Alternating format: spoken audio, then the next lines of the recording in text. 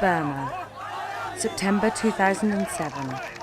Tens of thousands of Buddhist monks participated in huge protests. They came out from their monasteries to peacefully demonstrate their solidarity to the poor and oppressed Burmese population. In Burma, the commitment of the monks is tradition. They have always carried a key role during a national crisis. Once again, the military junta, which has led the country with an iron grip since 1962, repressed these peaceful protests with blood. Many monasteries were sacked, thousands of monks were arrested, and some of them were killed. They have been in prison, they were tortured. Some monks I have met, even inside of the country, they didn't go anywhere. They had really a big problem mentally. They were tortured mentally and physically. You couldn't ask any kind of questions. You didn't get any kind of information from that monks. They are not normal anymore. Thanks to underground video journalists, these images of violence were shown all around the world.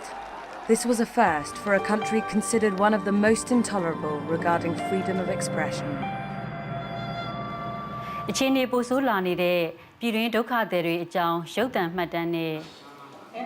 These reporters work for the Democratic Voice of Burma, an underground radio television channel created by Burmese exiles in Norway. After receiving footage shot undercover by cameras or mobile phones, editors in Oslo broadcast the images into Burma and across the world. Without them, the Saffron Revolution would never have received such extensive media coverage. They are all sort of underground. It's very risky, very dangerous for people who are filming or doing the interview for us. They are the real courageous people who are really trying to bring the images of Burma from inside Burma. After the crackdown, the junta organised a witch hunt for journalists. Some of them had to escape into exile, others were arrested and sentenced to lengthy prison terms, from 3 to 62 years.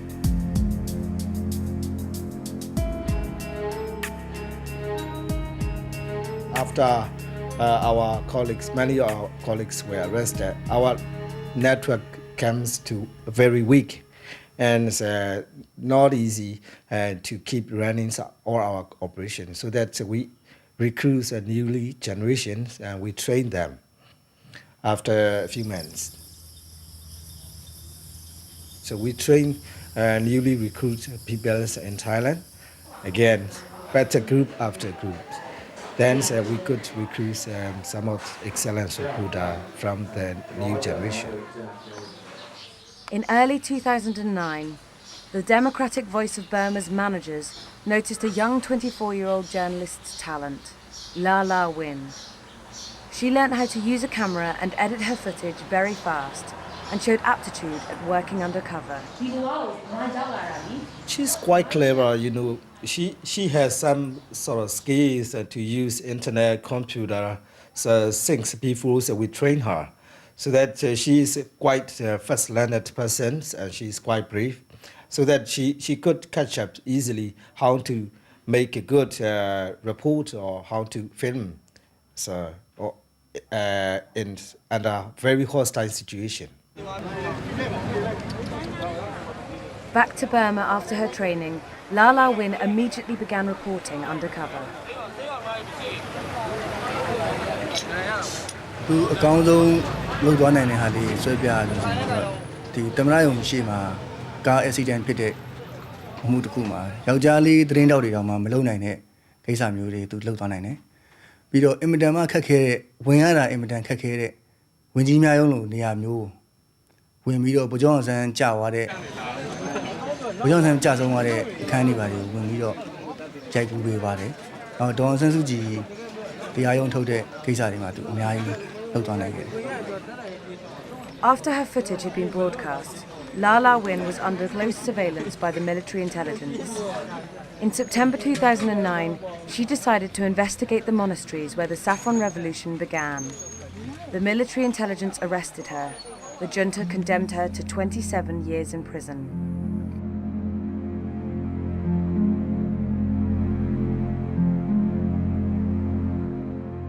I would like to tell her, so don't feel upset and please try to be stronger.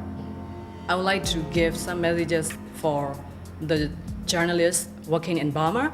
So they are really brave. So without their helping, so international community cannot know the true story in Burma, what happened in Burma. So they are really brave and their work is really useful. Interviewing a monk is a crime in Burma. Hla Hla Win knows this. Along with 30 fellow journalists and more than 250 monks, she now rots in jail. But adopted by Reporters Without Borders' Swiss section, she knows, from her cell, that she's not alone anymore.